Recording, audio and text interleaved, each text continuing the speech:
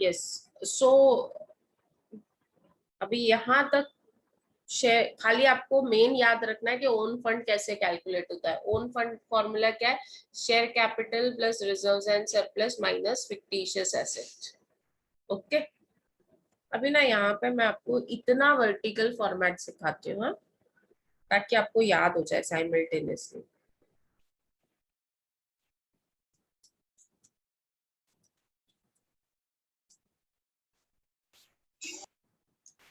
Now you should keep your pens and everything on ready. Now this is vertical financial statements. How do we prepare?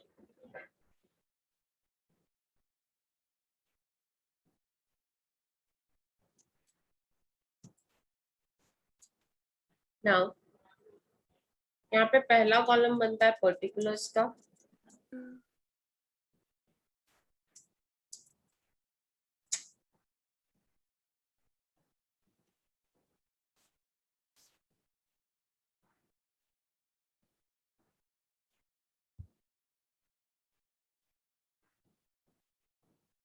Amount and amount, ठीक है। दो column में बना सकते हो आप, तीन कॉलम में बना सकते हो आप, सिंगल कॉलम में बना सकते हो। Okay.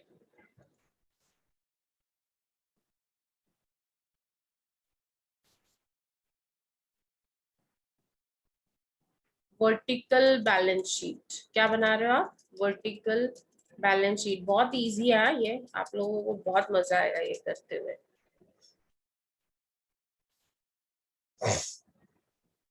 For the year ended, today I'll upload all the recordings अभी तक का and I'll send you that for the year ending जो भी रहेगा डैश डैश डैश डैश, ठीक है। अभी ये यहाँ पे कॉलम्स होते हैं पर्टिकुलर्स एंड अमाउंट।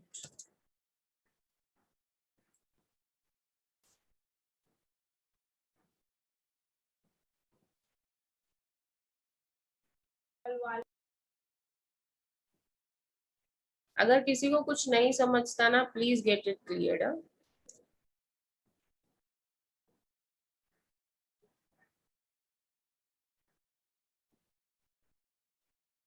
अभी जहां तक हमने पढ़ा है ना, मैं वहां तक का ही लेती हूँ।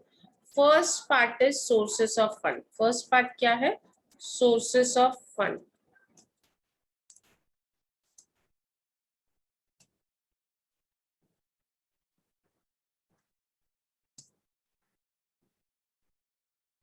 ओके, ये heading they the.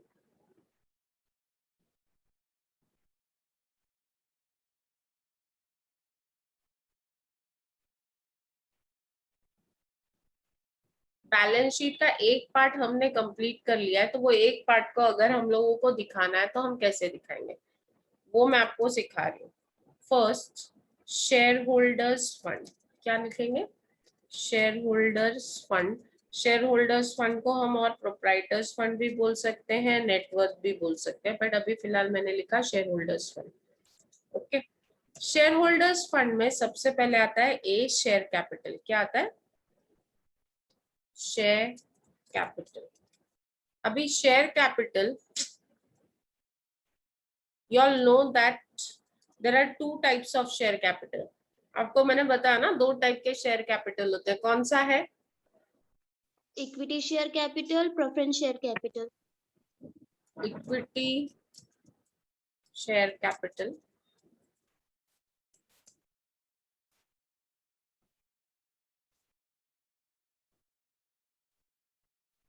And preference share capital, इन दोनों को ऐड किया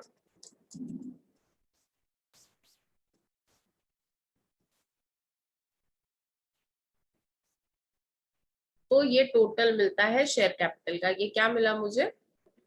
टोटल शेयर कैपिटल का। This is a. ओके, ठीक है। अभी बी क्या है? इसमें क्या ऐड करना है? Reserves and surplus. Reserve and surplus. Can someone give me some examples of reserves and surplus? कोई मुझे कुछ एग्जांपल्स देगा रिजर्व एंड सरप्लस के? Yes general any? Reserve, yes, general reserve. Profit and loss account, एक minute, general reserve, yes very good. और capital reserve, profit and loss account लिखती हूँ, मेरे को कुछ ही एग्जांपल्स चाहिए क्योंकि बाकी सब आप याद करोगे। प्रॉफिट एंड लॉस अकाउंट, किसी ने क्या बोला? Capital reserve, very good. और बोलना नहीं है तो you can put it on the chat box also. Securities premium,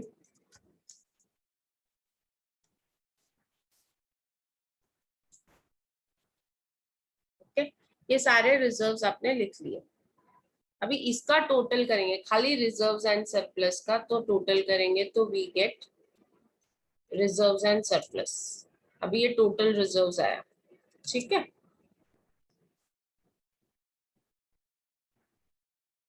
एक शेयर कैपिटल का टोटल आया, बी रिजर्व्स एंड सरप्लस आया। अभी सी क्या है? कोई बता सकता है व्हाट इज सी? सी क्या है? Miscellaneous expenditure. क्या है? Miscellaneous, yes very good. आपने किसी ने सीआरआर लिखा है, very good. Share forfeiture लिखा है, very good Dipen. Miscellaneous expenditure, ठीक है। ये miscellaneous expenditure means fictitious asset. अभी इसमें preliminary expenses, I will take just few examples. preliminary expenses,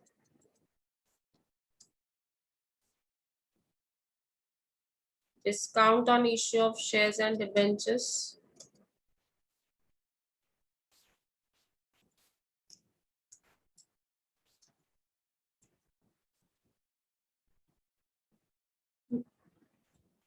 deferred revenue expenditure। Example है, हाँ, these are just an example। तो ये सारे आइटम्स लिए मैंने।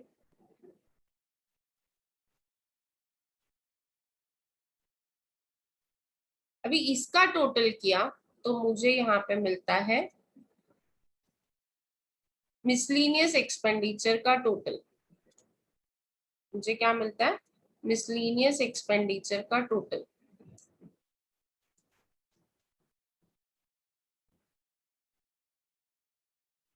Can you see? मेरे पास शेयर कैपिटल का टोटल है, मेरे पास रिजर्व्स एंड सरप्लस का टोटल है, मेरे पास मिसलेनियस एक्सपेंडिचर का टोटल है।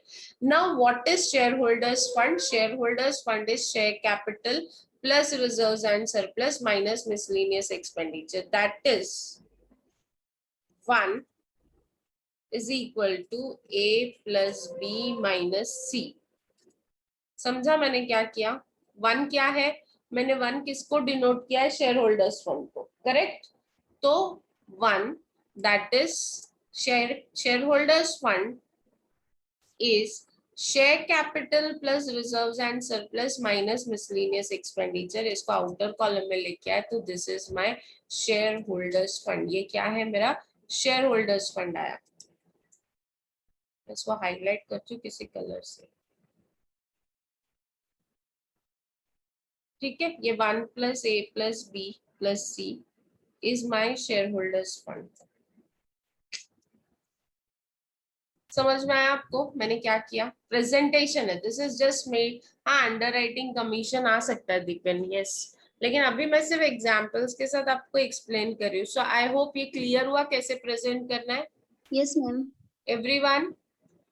मैम हाँ बोलो। ये आप क्या सिखा रहे हो? मेरा स्टार्टिंग का 2 मिनट मिस हुआ था। मैं ना वर्टिकल बैलेंस शीट कैसे बनाते हैं, कल हम लोगों ने किया ना, सोर्सेस ऑफ फंड क्या होता है, उसमें शेयर होल्डर्स फंड और लॉन्ग टर्म लाइबिलिटी आता है। तो ये अभी मैं उसको वर्टिकल फॉर्म में कैसे डालते हैं वो सिखा रही हूँ। याद रखो, ये टोटली सब्जेक्ट नया है आप लोगों के लिए, totally new subject for you all. Don't miss the lecture and I will be starting your lecture on time.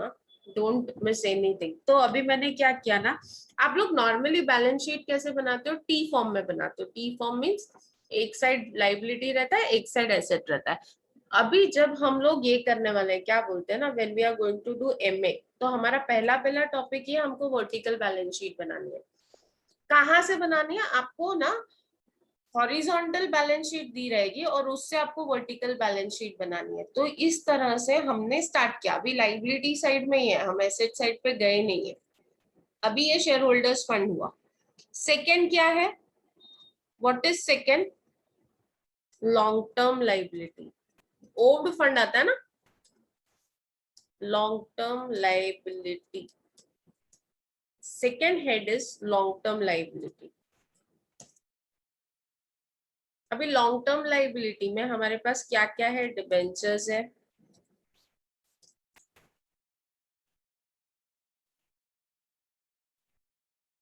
आपके पास बॉन्ड्स है, बैंक लोन है। एग्जाम्पल ले रही हूँ,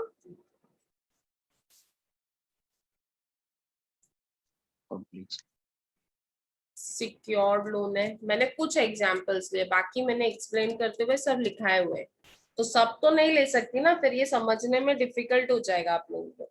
इसका टोटल करूंगी, ये 2, this is my long term liability. ये क्या आया मेरा? Long term liability. Long term liability का टोटल, उसमें कुछ प्लस माइनस नहीं है, इसके लिए डायरेक्टली ये क्या आ गया? Long term liability. Is that clear? अब ये दोनों को टोटल जब करते हैं तो इसको बोलते हैं टोटल फंड्स अवेलेबल। क्या बोलते हैं? टोटल, ये आपके लाइबिलिटी साइड का टोटल आ गया। This is called as total funds available.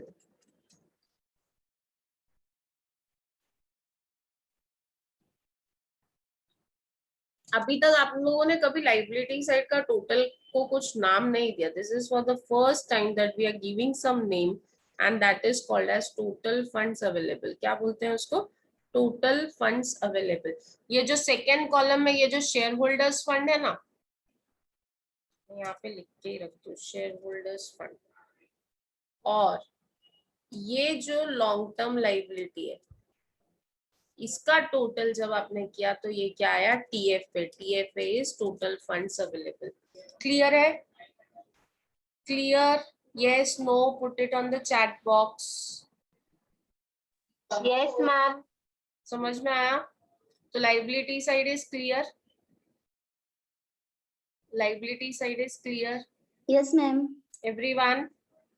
Now we move to the second part, that is application of funds. second part क्या है हमारा? application of funds. पहले उसमें समझते हैं कि क्या क्या आता है। I don't want to start directly, so let us first understand कि application of funds में क्या क्या आता है। यहाँ तक I hope so you are clear कि मैंने फॉर्मेट कैसे बनाया। क्लियर है everyone? See don't miss any Yes, lecture. ma'am. No ma'am, क्या? कल आपने लेक्चर लिया था बी का। हाँ, सबका लेक्चर रोज ले रही हूँ बेटा। सी रिमेम्बर नाउ, आप लोगों का 2 अकाउंट्स है, so every day there will be a lecture unless and until I am on leave. मेरे को बुखार है, मैं छुट्टी पे हूँ, ऐसा कुछ रीजन है तो ही आपका लेक्चर नहीं होगा अकाउंट्स का। Otherwise every day without fail there will be lecture. समझ में आया? अब आपको मेरे को रोज झेलना है। कल तो लेक्चर नहीं था मैम। था ना, क्यों नहीं था? कल 10 बजे था मेरा लेक्चर। नहीं मैम, 10 बजे तो एडवर्टाइजिंग का लेक्चर था ना कल, बेटा आज गोपाल है। सर का। कल मेरा लेक्चर कितने बजे था? 9 बजे होगा, मे बी 9 बजे होगा। बट सी मेरा लेक्चर रोज होगा। यॉल पी आज है ना, second account. Okay, to just remember today I'm going to post the timetable, so keep ready, be there with your timetable. आपको timetable में समझ में आ जाएगा अकाउंट्स का लेक्चर कब कब है, कौन सा टाइम है आपके का। It is daily that you need to understand. और डेली है तो आपको टाइम खाली नोट करना है। Normally it will be 9 to 10, क्योंकि ना morning first lecture I take in TY, क्योंकि टीवाई में भी मेरे 2 अकाउंट्स है। तो first lecture I take in TY and second lecture I take in SY.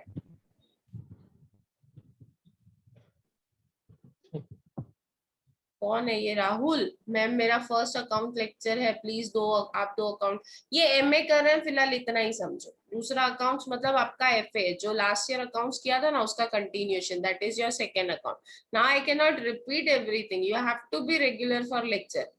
And remember ये साल का अकाउंट्स अगर आप लोगों ने नहीं किया तो नेक्स्ट ईयर टीवाई में पास नहीं होंगे, रिमेम्बर दैट। क्योंकि देखो ये साल अभी सितंबर में कॉलेजेस खुल जाएंगे, almost it is declared by minister of education minister that September college will reopen. अगर सितंबर से colleges reopen हो रहे हैं तो all your exams will be offline, remember no online।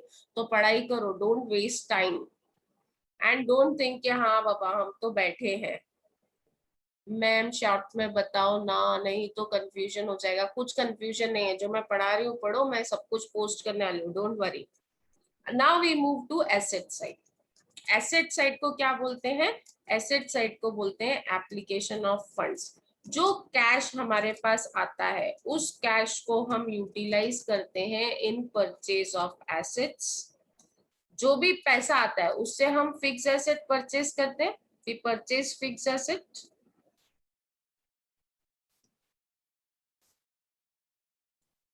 उससे हम फिक्स एसेट परचेज करते हैं, उससे हम इन्वेस्टमेंट खरीद सकते हैं,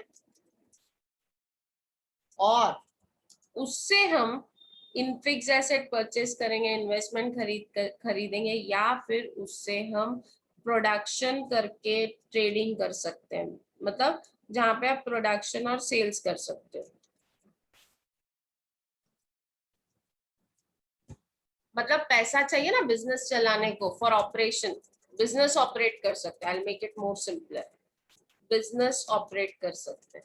whatever money you receive, that money will be used for purchase of fixed assets, purchase of investment, या for business operations। business operations का मतलब होता है कि आप बिजनेस रन कर रहे हो, बिजनेस चला रहे हो। बिजनेस चलाने के लिए मुझे गुड्स परचेज करने पड़ेंगे, स्टॉक परचेज करना पड़ेगा, मैन्युफैक्चरिंग करना पड़ेगा, बाद में सेल करना पड़ेगा। तो इस प्रोसेस में डेटर्स और क्रेडिटर्स और स्टॉक आता है, अराइज होता है। जब मैं बिजनेस ऑपरेशंस चालू करती हूँ तो ही स्टॉक आएगा, डेटर्स आएगा, क्रेडिटर्स आएगा। सो ये बिजनेस ऑपरेशंस है। Means your application of funds, that is your asset side, application of funds is divided into 3 parts. Application of funds के 3 पार्ट है। पहला पार्ट है fix asset,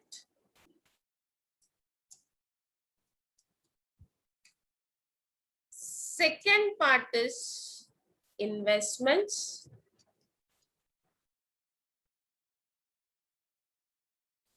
and third part is working capital। समझ में आया? Application जैसे अभी हमने देखा, सोर्सेस ऑफ फंड के 2 पार्ट्स थे। कौन से 2 पार्ट्स थे सोर्सेस ऑफ फंड्स के? जल्दी बताओ। सोर्सेस ऑफ फंड्स के 2 पार्ट्स थे, what were they? Own funds and own fund, own own funds. Fund और own fund. Correct, own fund और ओन फंड मतलब खुद का पैसा और दूसरे का पैसा। That was source. हमने पैसा कहाँ से जमा किया? ओन फंड से और ओन फंड से। एप्लीकेशन ऑफ फंड्स, आपने वो पैसा यूज कहाँ किया? वो पैसा हमने यूज किया फिक्स एसेट में, वो पैसा हमने यूज किया इन्वेस्टमेंट्स में, और वो पैसा हमने यूज किया वर्किंग कैपिटल के लिए। किसके लिए यूज किया? फिक्स एसेट्स के लिए, इन्वेस्टमेंट्स के लिए और वर्किंग कैपिटल के लिए। सबसे पहले मैंने फिक्स एसेट परचेज किया। क्या परचेज किया? Fix asset. Fix asset 2 type के होते हैं, one is tangible and intangible. Very good, आप लोग होशियार हो गए ना। देखो अभी बताओ पहले तो फिक्स एसेट क्या होता है? tangible asset and intangible asset. What do you mean by fixed asset first? काय झालं? What happened? Tangible asset क्या होता है? What do you mean by tangible asset? The assets which are visible. तो वो टेंजिबल हो गया. Visible assets means tangible assets. Yes, किसी ने लिखा है the assets which give benefit for more than 1 year. Rahul Kumar Mahato ने लिखा है एसेट जिसका होल्डिंग पीरियड बहुत लंबा होता है, 10 साल, 12 साल, 15 साल, 20 साल. Durable assets, long term assets, those are called as fixed assets. जैसे मैंने अगर लैंड खरीदा या बिल्डिंग खरीदी या फ्लैट खरीदा या टीवी खरीदा या फ्रिज खरीदा, तो उसका होल्डिंग पीरियड बहुत लंबा रहता है, 10 साल, 15 साल, 20 साल. हम लोग तो रोज रोज तो नया नया टीवी या नया नया फ्रिज या नया नया फ्लैट तो नहीं खरीदते ना, unless and until you are on rent. तो हर 11 महीने में चेंज करोगे, तो वो आपका खुद का भी नहीं है, then it is not your own property. So any asset which gives you benefit for a very long period, those assets are called as fixed asset. अभी उसमें tangible asset means वो asset which can be seen, touched and felt, जिसको देख भी सकते हैं और touch भी कर सकते हैं.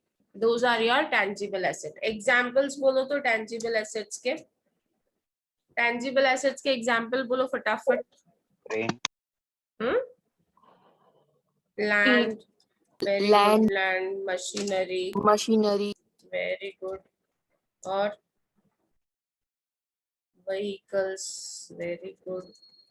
कंप्यूटर, आज के डेट में तो कंप्यूटर के बिना कुछ होगा ही नहीं ना, computer and laptop.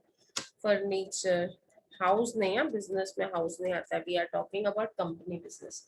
Mobile, very good. मैं एक्चुअली ये क्वेश्चन आपसे पूछने वाली थी कि मोबाइल इज लॉन्ग टर्म और शॉर्ट टर्म. एटलीस्ट हम लोग 1 साल में तो नहीं बदलते, 3-4 साल तो चला ही लेते हैं. तो mobile is your fix asset. Yes, so these are some examples of tangible fix asset. ये कुछ एग्जांपल्स है टैंजिबल फिक्स एसेट के. इसमें इक्विपमेंट आएगा, इसमें लाइव स्टॉक आएगा. लाइव स्टॉक मीन्स क्या होता है पता है ना, जानवर. तो these are some examples of tangible asset. Now what do you mean by intangible asset? Intangible assets are those fixed assets which cannot be seen and touched, जो देख भी नहीं सकते और टच भी नहीं कर सकते, ना दिखेगा ना टच होएगा. एग्जांपल्स, यस, किसी ने बहुत लिख दिया. Patents, copyright, yes, very good. और trademark, goodwill, very nice. Sufficient है इतने फिक्स एसेट्स, इतने intangible assets. So these are some examples of intangible assets. So fix asset is finally divided into how many parts? Ganesh ji, fix assets कितने हैं? 2 parts. Fix assets 2 type के, one is tangible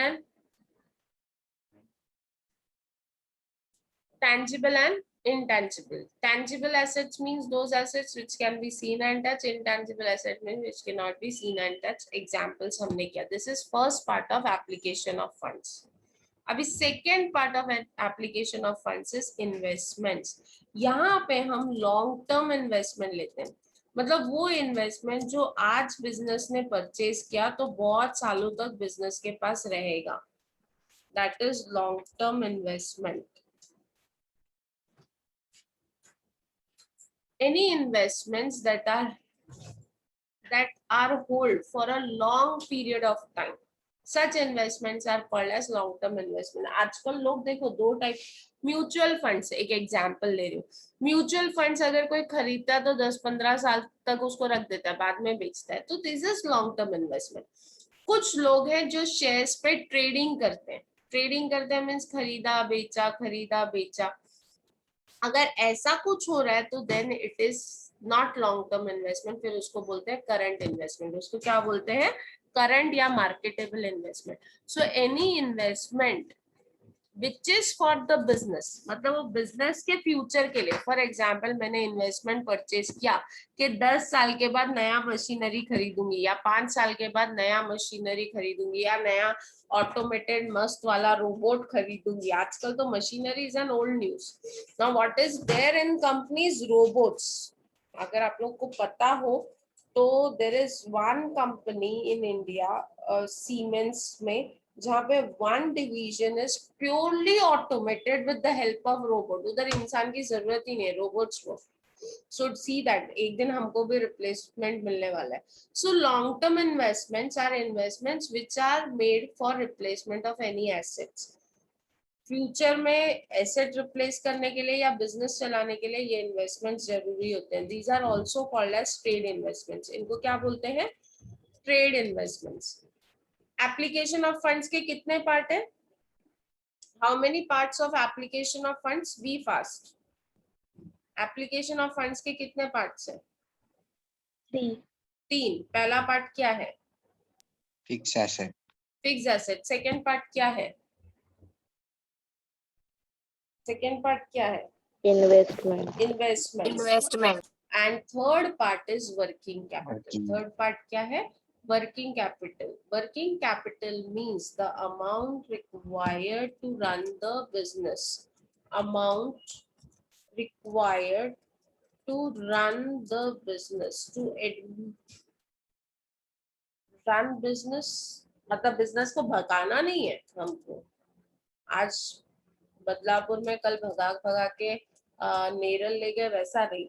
उसके daily expenditure meet करने के लिए, day to day expenditures meet करने के लिए, परचेसेस करने के लिए, सैलरी पे करने के लिए, लाइट बिल पे करने के लिए, फोन बिल पे करने के लिए, मतलब day to day expenditure meet करने के लिए हमको कुछ अमाउंट ऑफ कैपिटल चाहिए रहता है. And that is called as working capital. उसको क्या बोलते हैं? Working capital. Amount required to run the business is called as working capital.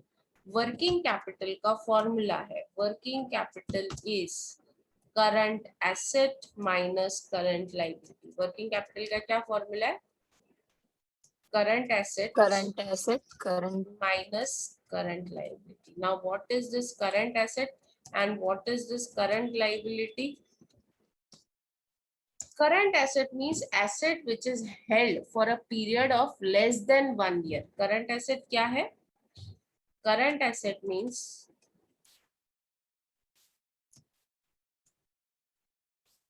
asset held for less than a year. जो भी एसेट 1 साल से कम पीरियड के लिए रहता है उस एसेट को बोलते हैं करंट एसेट. जैसे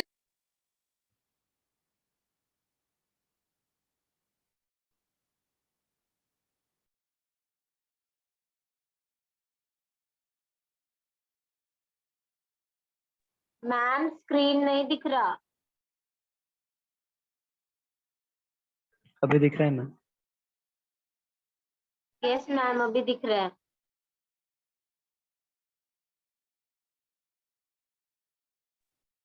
yes, there was some network issue and I got disconnected in between. Now I'm connected. Am I visible? Yes ma'am. Visible भी हूँ, सुनाई भी दे रहा है, right?